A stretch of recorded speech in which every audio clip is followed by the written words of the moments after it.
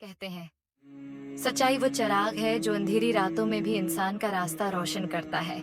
और जिस दिल में सच बसता है वहां अल्लाह की रहमत जरूर उतरती है। एक छोटे से गांव में अहमद नाम का एक लड़का रहता था। अहमद नेक, शरीफ और सबसे बढ़कर सच्चा था। उसके वालिद हमेशा कहा करते थे, बेटा, सच बोलना ईमान का हिस्सा है और ईमान सबसे कीमती खजाना है। एक दिन अहमद स्कूल जा रहा था।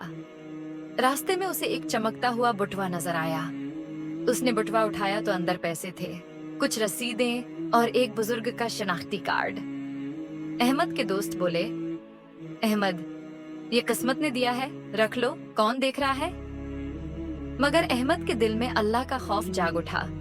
उसने आसमान की तरफ देखा और धीरे से कहा, अल्लाह सब देखता है, मैं झूठ या धोखा नहीं दे सकता।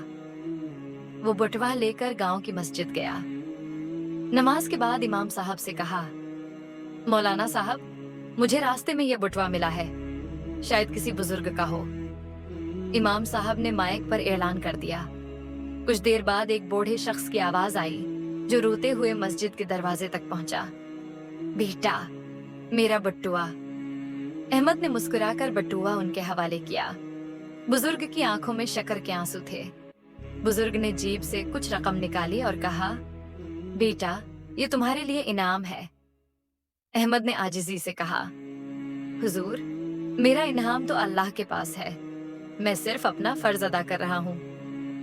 इमाम साहब ने सबके सामने कहा, देखो लोगों, यही है ईमान की सच्चाई। रसूल अकरम ने फरमाया, सच्चाई नेकी की तरफ ले जाती है और नेकी जन्नत की तरफ।